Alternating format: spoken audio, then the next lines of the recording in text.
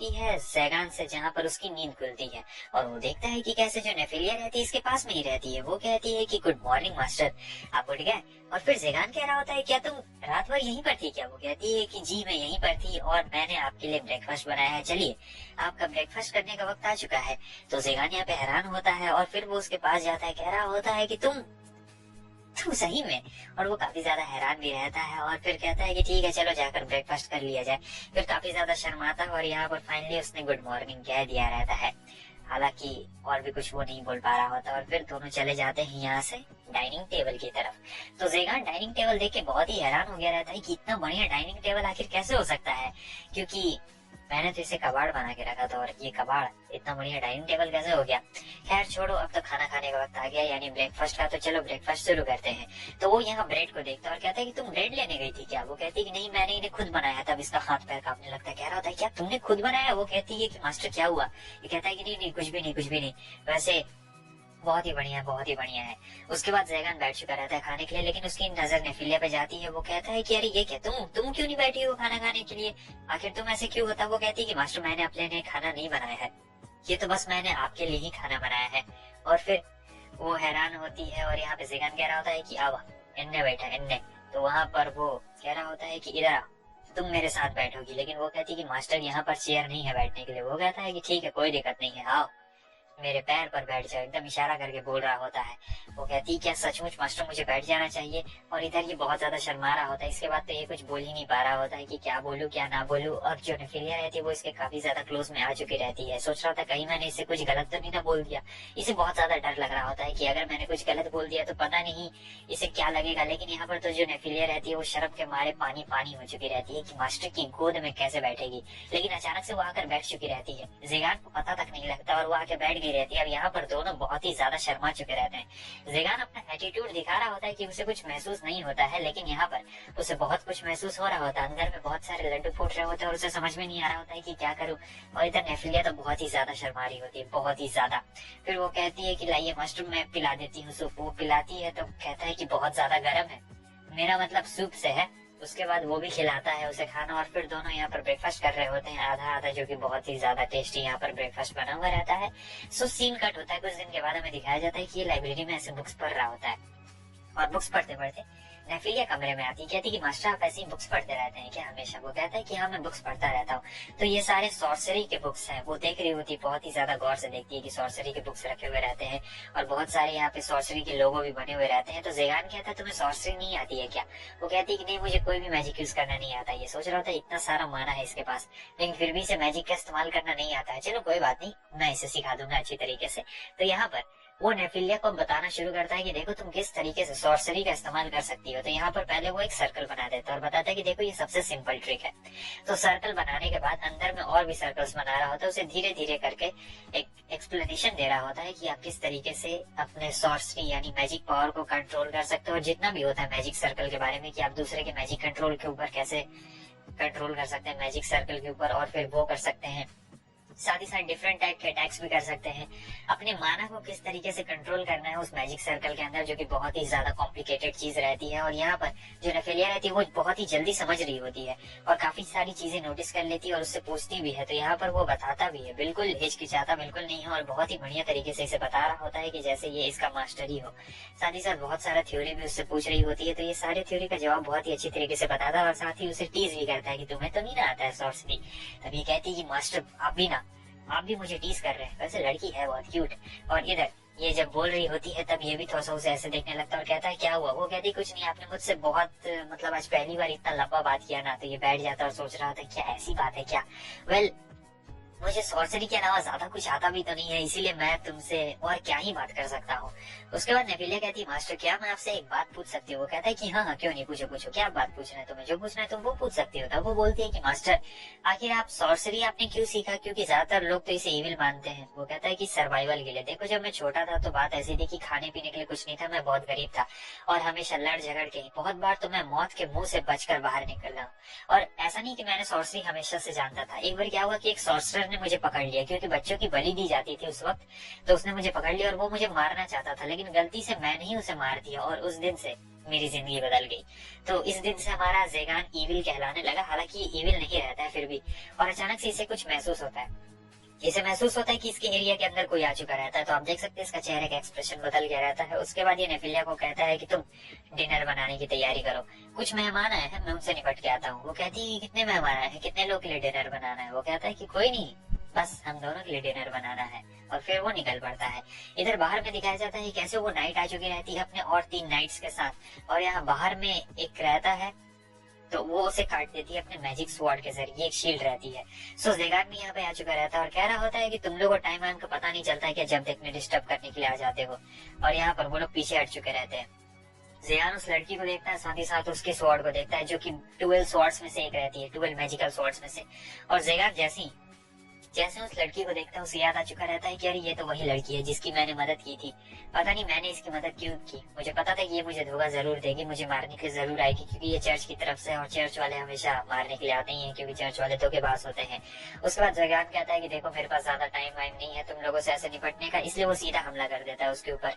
लेकिन यहाँ पर जो इसका दोस्त रहता है वो अपनी शील्ड से रोक देता है। अब ये शील्ड भी कोई नॉर्मल शील्ड नहीं रहती, ये शील्ड भी बहुत ही ज्यादा पावरफुल शील्ड रहती है, इसलिए ज़ेगान के हमले को रोक दिया गया रहता है। और फिर ज़ेगान कहता है अच्छा तुम लोग ऐसे नहीं मानने वाले हो। तो वो एक बंदा रहता है, वो आता है इसके ऊपर हमला करने के लिए, मगर ज़ेगान उसे अपना पंच मारता है।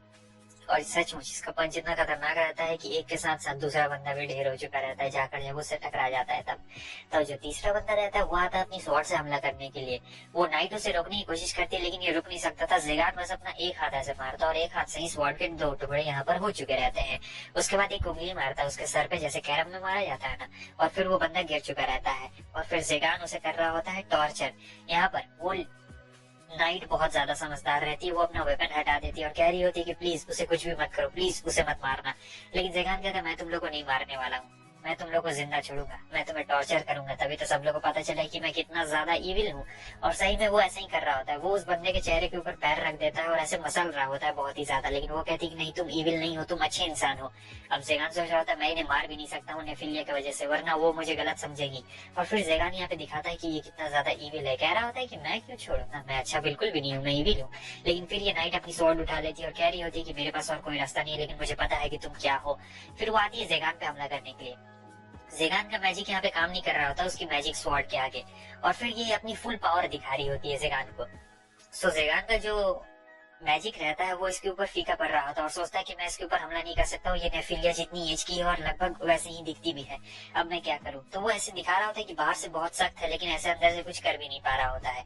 वो बिल्कुल भी खरोच नहीं पहुंचाना चाहता उससे, मगर अब बात धीरे धीरे हाथ से फिसल रही होती है। वो कुछ ज्यादा ही ओवर पावर्ड हो चुकी रहती है हमारे ज़ेगान के ऊपर, और यहाँ पर इसे थोड़ी प्रॉब्लम आ रही होती है। हालांकि ये बहुत ही अच्छी तरीके से उसके स्वॉर्ड से निपट भी रहा होता है, लेकिन एक हमला उसे लग जाता है और यहाँ पर वो रोकता है अपने हाथ से स्वॉर्ड को, वो उठा के इसे फेंक देती है। ये सीधे जाता है और पेड़ से टकरा चुका रहता है। उसके बाद अपने जब हाथों को देखता है तो देखता है कि कंडीशन काफी ज्यादा खराब हो चुकी है, उस स्वॉर्ड के जरिए इसने बहुत ज्यादा ही नुकसान पहुंचा दिया रहता है। और फिर वो आती हमला करती है, लेकिन ज़ेगान बच गया था, वरना यहाँ पर इसका कंधा हो चुका रहता। उसके बाद वो जो नाइट रहती है कह रही होती है कि मेरी मदद करो, तुम बस ऐसा एक्टिंग करो कि तुम हार चुके हो, वरना वो लोग मेरे अलावा किसी और ताकतवर नाइट को भेजेंगे, फिर प्रॉब्लम बहुत ही ज्यादा क्रिएट हो जाएगी। देखो मुझे पता है तुम अच्छे इंसान हो, तुमने भले ही सॉर्सरी का रास्ता अपनाया हो, लेकिन तुम अच्छे हो, तुम बुरे बिल्कुल भी नहीं हो, तुमने मेरी जान बचाई थी। अब तुम यहाँ से ऐसे हारने की एक्टिंग करो, फिर चुपचाप चल जाना और एक नॉर्मल इंसान की तरह अपनी जिंदगी बिताना, ठीक है? मैं तुमसे बस इतना ही कहना चाहती हूँ। तो ज़ेगान समझ चुका था कि ये उसे नुकसान नहीं पहुंचाना चाहती है, लेकिन अगर चर्च को ये बात पता चल गई कि इस लड़की ने जानबूझ के ज़ेगान को छोड़ा है तो चर्च इसे बहुत ज्यादा सजा देने वाली है, और वो ऐसे छोड़ के भाग भी नहीं सकता है, क्योंकि नेफिलिया पीछे ही रहती है, और ये अगर जाएगा तो नेफिलिया को कौन देखेगा। लेकिन तब तक बुरा ये होता है कि नेफिलिया वहां पे आ चुकी रहती है दौड़ते दौड़ते, और कह रही होती है कि मास्टर ये क्या हो गया है। तब तक एक गार्ड खड़ा हो चुका रहता है यहाँ पर, और फिर जो अपना भाला रहता है वो सीधे नेफिलिया की तरफ फेंक डालता है। नेफिलिया बहुत ही ज्यादा डर गई रहती है, वो अपनी जगह से हिल भी नहीं पाती है, लेकिन ज़ेगान उसके बीच में आ चुका रहता है और ज़ेगान के हाथ में वो भाला आर पार हो गया रहता है। नेफिलिया कहती है मास्टर आप ठीक तो है ना। तब तक अचानक से इसे एक और पावर का एहसास होता है और ज़ेगान हिल भी नहीं पा रहा होता है। अचानक से ये जो जंगल रहते हैं वो कुछ करने लगते हैं, मतलब हिलने लगते हैं एक तरीके से, और ये पावर रहती है नेफिलिया की। कह रही होती है कि तुम्हारी इतनी हिम्मत, मेरे मास्टर को नुकसान पहुंचाने की कोशिश कैसे की तुम लोगों ने। और फिर जो नीचे से पेड़ पौधे उगने लगते हैं, लता, पेड़ का लता जो होता है ना वो उगने लगता है, और फिर इस बंदे को ऐसे पकड़ लिया जाता है बहुत ही भयंकर तरीके से। फिर जैगान आता है और कह रहा होता है कि नेफिलिया होश में आओ, तुम्हें उसे मारना नहीं है। तो वो किसी भी तरीके से उसे होश में ले आता है, और यहाँ पर इसकी पावर देखने के बाद सब लोग एकदम बहुत ही ज्यादा हैरान हो चुके रहते हैं, क्योंकि इतना ज्यादा माना किसी ने भी नहीं देखा रहता है। जैगान तो खुद ही शौक रहता है, क्या ये है नेफिलिया की पावर। उसके अगले सीन में हमें दिखाया जाता है कि कैसे ये उसके हाथ में बर्फ पट्टी कर रही होती है। फिर बताया जाता है कि वो लोग सॉरी बोलते हैं और फिर वहां से चले जाते हैं। वैसे उस नाइट के अंदर बहुत ही ज्यादा गिल्ट था, वैसे ये करना नहीं चाहती थी कुछ, लेकिन इसका साथ ही इतना ज्यादा भौंका है कि क्या बोला जाए। और फिर यहाँ पर हमें नेफिलिया को दिखाया जाता है। नेफिलिया कोई भी इमोशन नहीं दिखा रही होती है, कुछ भी नहीं दिखा रही होती है यहाँ पर इमोशन। जैगान समझ गया रहता है कि कुछ ना कुछ तो इसके साथ गड़बड़ जरूर है, ये अपनी इमोशन नहीं दिखा रही है जबकि इसे इमोशन दिखाना चाहिए। और फिर यहाँ पर नेफिलिया बहुत ही ज्यादा फ्रस्ट्रेट भी हो चुकी रहती है, कह रही होती है कि मास्टर प्लीज मुझे माफ कर दीजिए इन सभी चीजों के लिए। लेकिन वो कहता है कि नहीं, इसमें कोई बुरी बात बिल्कुल भी नहीं है, तुम्हारी पावर तो सचमुच बहुत ज्यादा खतरनाक है, लेकिन तुमने कहा था कि तुम्हें सॉर्सरी का इस्तेमाल करना नहीं आता है। तब ये कहती है कि मेरे पास मिस्टिकिज्म की पावर है। असल में ये जो मिस्टिक पावर रहती है ये बहुत ही अलग पावर रहती है, जो कि बहुत ही कम लोगों के पास रहती है। कहा जाए तो लाखों या करोड़ों में एक ही के पास रहती है, क्योंकि ये एक कर्स चाइल्ड थी, और एक कर्स चाइल्ड होने के चलते इसे विलेज में कोई पूछता नहीं था, इसे बस विलेज में रहने दिया जाता था। क्योंकि जो सफेद बाल वाले बच्चे होते हैं, कोई भी हो, उन्हें कर्स चाइल्ड के तौर पे देखा जाता है। तो एक दिन क्या होता है कि इनके विलेज वालों ने नेफिलिया से मदद मांगी रहती है। ऐसा इसलिए क्योंकि इनके विलेज के ऊपर सॉर्सरर्स ने हमला कर दिया रहता है। जो नेफिलिया रहती है उसे मदद करनी पड़ती है, क्योंकि वो बहुत ज्यादा डरी हुई थी, और साथ ही साथ इसके विलेजर्स कहते थे कि हमने तुम्हें रहने दिया है अपने विलेज में, तो तुम्हें हमारी मदद करनी पड़ेगी। लेकिन अचानक से क्या होता है कि सॉर्सरर्स नेफिलिया को पकड़ लेते हैं, क्योंकि सॉर्सरर्स नेफिलिया से बहुत ज्यादा ताकतवर और बहुत सारे तादाद में थे। और फिर वो सॉर्सरर्स एक एक करके बहुत सारे विलेजर्स को मार देते हैं, कुछ कुछ भाग भी जाते हैं। लेकिन अपने विलेजर्स को ऐसे मरता देख नेफिलिया को बिल्कुल भी वहाँ पे बुरा नहीं लगता है। नेफिलिया को बहुत ही ज्यादा अच्छा महसूस होता है, और वो जोर जोर से हंसने लगती है। उसके अंदर में एकदम भावनाएं फूट रही होती है, लेकिन वो अपनी इमोशन नहीं दिखा रही होती। कह रही होती कि मुझे इतना अच्छा लगा कि मैं आपको क्या बताऊं, उन लोगों ने हमेशा हमेशा मुझे तरसाया है, लेकिन जब मैंने देखा कि वो लोग कैसे मारा जा रहा है, तब मैं जानती थी कि कुछ ना कुछ तो मेरे साथ भी अच्छा जरूर हो रहा है। इसीलिए मुझे बहुत ही ज्यादा अच्छा लगा। मैं पकड़ी गई, इसका मुझे कोई अफसोस नहीं है, कम से कम उस नर्क से तो बाहर निकली।